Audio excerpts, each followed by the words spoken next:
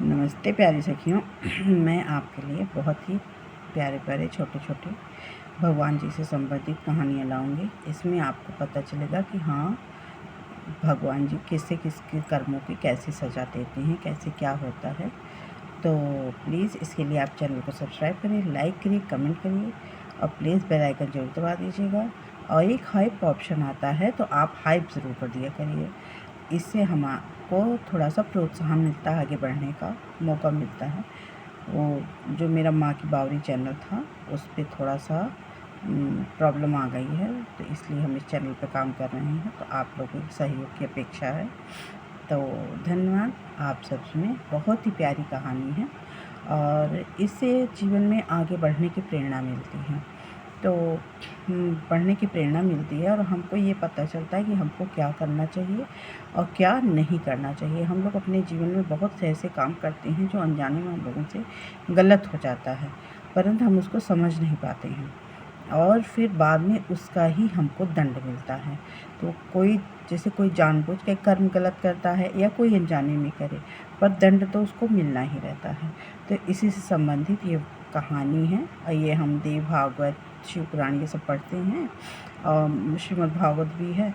तो हम आपको किसी दिन अपनी मंदिर में ले चलेंगे, आपको सारे ग्रंथों का परिचय कराएंगे और उसके संबंधित भी जानकारी आपको देंगे। मंदिर में किसी दिन इसका एक छोटा वीडियो बनाएंगे हम, तो आप सब सुने। तो बहुत ही अच्छी कहानी है, आपको सुन के ही अच्छा लगेगा। तो कहानी यहाँ से शुरू होती है कि एक पंडित जी थे और वो मंदिर में बहुत पूजा पाठ करते थे। एक राज्य में वो पंडित जी थे, वो बहुत पूजा पाठ करते थे और बहुत ही अच्छे थे। स्वभाव ही इनका बहुत अच्छा था, उनकी कोई बुराई नहीं करता था, उनकी सब तारीफ़ करते थे कि बहुत अच्छी हैं, बहुत अच्छी हैं। तो एक दिन क्या हुआ कि वो तो वहाँ के राजा का लड़के की शादी पड़ी। जब शादी पड़ी, शादी हुई, बहू आई, तो रात में वो जो राजा था, राजकुमार था, वो अपनी बहू के साथ, मतलब अपनी पत्नी के साथ अपने रूम में सुहाग रात में जैसे जाते हैं कमरे में, तो उस तरह गया। और तो वहाँ पे उसको एक तलवार उसके पास थी, तलवार थी। तो उसने कहा कि ऐसा है कि राजकुमारी ने कहा कि ऐसा है, हमको तुम तलवार दिखाओ। तो कहे कि नहीं, हम राजपूतों में होता है, हम लोग तलवार से नहीं दिखाते। कहे नहीं, दिखाओ दिखाओ दिखाओ। औरत की जिद होती है, तो अपने पति से हद से ज़्यादा जिद करने लगी, नहीं आप हमको दिखाइए, आप हमको दिखाइए। तो उन्होंने कहा कि चलो, एक तो नई नई शादी हुई थी तो बात टाल नहीं सकते थे। तो उन्होंने कहा ठीक है, हम आपको तलवार दिखाते हैं। अब जैसे ही उन्होंने, राजकुमार लेटे थे, उन्होंने तलवार दिखाई कि वो रही तलवार, आप जाके वहाँ से उसको उठा लीजिए। अब वो वहाँ गई, उन्होंने तलवार उठाई और जैसे ही तलवार उठाई, अब उनको ज्ञान तो था नहीं कि तलवार कैसे उठाई जाती, कैसे चलाई जाती, क्या होता है क्या नहीं होता।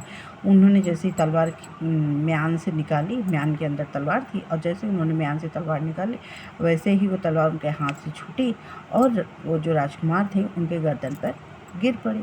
और जब उनके गर्दन पर गिर पड़ी तो वो राजकुमार का सर धड़ से अलग हो गया। अब राजकुमारी जो थी, वो जो नई बहू आई थी, वो बहुत घबराई कि अब क्या किया जाए। अब तो सब मेरे ऊपर इल्ज़ाम लगाएंगे कि इन्होंने इनकी हत्या कर डाली, ये है वो है। अपने मन में हज़ारों विचार उसके मन में आए। तो उसने सोचा कि क्या किया जाए ऐसा कि ये हत्या का बोझ मेरे ऊपर ना आए। तो उन्होंने रात भर, वो कुछ नहीं, उसी कमरे में राजकुमार की डेड बॉडी यानी जो लाश थी उसके साथ वो बैठी रहीं। और सुबह तो वही पुजारी जी, वो जहाँ से वो राजकुमारी का जो महल था वहाँ से मंदिर दिखता था, और वहीं वो थोड़ी दूर पे ही मंदिर था, वो खूब बड़ा सा। तो पुजारी जी सुबह 4 बजे आए अपना पूजा करने। और जब पुजारी जी पूजा करने आए तो राजकुमारी की नज़र उन पर पड़ी, और जब उनके ऊपर नज़र पड़ी तो राजकुमारी ने कहा बस बस, अब हमको तो वो हो गया। अब वो लगी, पुजारी जी अपना पूजा करे थे, इतने में आधे घंटे बाद वो लगी चिल्लाने। सब लोग कहे क्या हुआ क्या हुआ, कहें वही वो जो मंदिर में आए थे वही आके इनकी हत्या कर दिए हैं। अब पुजारी जी असमंजस में पड़े कि ये तो हमने क्या किया, हम तो अपना पूजा कर रहे हैं भगवान के, हम तो कोई गलत काम भी नहीं करते, और ये कैसे हो गया कि हाँ हमने इनकी हत्या कर दी, ये है वो। अपने मन में उनके हज़ारों विचार कौंधने लगे कि हाँ क्या हुआ, कैसे हुआ, वो नहीं समझ पा रहे कि क्या बात है। तो अब उनको भाई जब राजकुमार की हत्या की बात थी तो उनको तुरंत सिपाही लोग पकड़े और ले जाके राजा के सामने खड़ा कर दिए। अब राजा भी बहुत धर्मात्मा था, उसको भी नहीं यकीन हो रहा था कि हाँ इन्होंने, अब सब लोग कहें कि इनकी मृत्यु दंड दीजिए, मृत्यु दंड दीजिए, इन्होंने राजकुमार की हत्या की है, ऐसा है। और अगर इनकी और राजा के मन में हो, विश्वास ही ना हो कि हाँ ये हत्या कर सकते हैं, इतना पूजा पाठ करते हैं, ध्यान धर्म करते हैं, जो 24 घंटे भगवान में लीन हो, वो कैसे किसी की हत्या कर सकता है। राजा को विश्वास ही ना हो, विश्वास ही ना हो। तो उन्होंने कहा कि ठीक है, अब राजा असमंजस में, पर सब मंत्रियों का, प्रजा का, सबका दबाव पड़ा, तो राजा ने कहा ठीक है, किसी की हत्या करने से अच्छा है कि इनके दोनों हाथ काट दिए जाए। उनके पंडित जी के दोनों हाथ काट दिए गए। और जब उनके दोनों हाथ काट दिए गए, अब पंडित जी सोच रहे हैं कि मेरे किन कर्मों का फल है कि मेरा ये हाथ कट गया, ये है, और हमने अपने जीवन में, इस जीवन में तो कोई भी गलत कर्म नहीं किया। अब वो यही बेचारे सोचते चले जा रहे थे। अपने घर नहीं जाके आत्मबोध हुआ, आत्मग्लानि हुई उनको बहुत, तो वो अपने घर नहीं गए, वो वहीं एक वृक्ष के नीचे बैठे रहे। तो वहाँ पे एक माली, जो फूल तोड़ते हैं, माली आया।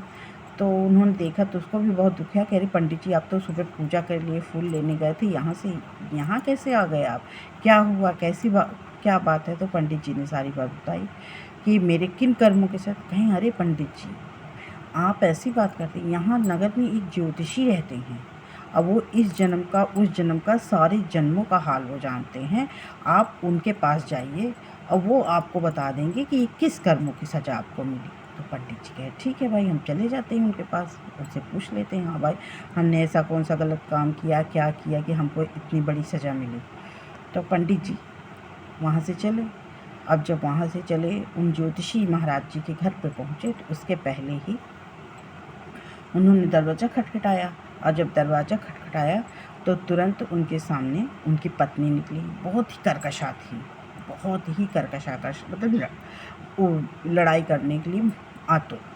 तो उन्होंने कहा कि ज्योतिषा महाराज जी घर पे हैं। तो उन्होंने कहा नहीं, घर पे तो नहीं है। तो और लगी उनको गाली देने, अपने पति को। तो पंडित जी सोच रहे हैं हम तो अपने कर्मों का पूछने आए हैं कि हमने ऐसा क्या कर्म किया कि मेरे दोनों हाथ काट दिए गए, क्या हुआ, कैसे हुआ। और यहाँ तो इनकी, ज्योतिष महाराज जी की पहले हमको पूछना चाहिए कि चलते चलते कि इनके ऐसा क्या दंड है कि इनको इतनी कर्कशा पत्नी मिली है कि कोई भी अच्छा काम करते हैं उसमें नुक्स निकाल के उनसे लड़ना शुरू करती है। दिन रात वो उनसे लड़ती थी ज्योतिषा महाराज से, अगल बगल वाले भी उनसे त्रस्त थे। तो वो बैठे रहे अपना, और वो अपना बड़बड़ लगाई थी, वो नहीं बोले उनसे। अच्छा ठीक है। तो फिर कहीं से ज्योतिषा महाराज जी आए तो उन्होंने कहा कि आप, तो उन्होंने अपना परिचय दिया कि हम पंडित जी हैं और हम ऐसे ऐसे पूजा करते हैं, और यहाँ पे राजा की, मतलब लड़के की हत्या हुई, हम तो कुछ किए भी नहीं, हम तो दिन भर पूजा पाठ में रहते, मेरे दोनों हाथ काट दिए गए। तो ज्योतिषा महाराज जी बोले कि अच्छा। तो कहीं कि हमने सुना है कि आप पूर्व जन्म, हर जन्म की कहानी बताते हैं, आपको पता है, तो आप प्लीज़ आप कृपा करके हमको बताइए कि हमने ऐसे कौन से गलत कर्म किए कि जो हमारे दोनों मतलब कि काटे गए। पर इसके पहले आप ये बताइए कि आपने कौन सा ऐसा कर्म किया कि आपको ऐसी कर्कशा पत्नी मिली। तो वो कहे कि मैं अपना दंड समझ के इसको भोग रहा हूँ इसको। तो कहें अच्छा ठीक है। वो गए, अपने से पानी लिए और गरम से हाथ पैर धुले, बैठे, थोड़ा प्रसाद पाया, फिर बैठे। तब वो बताने लगे कि अगले जन्म में ये जो मेरी पत्नी है ये गधी, और मैं कौवा था। तो कहे अच्छा।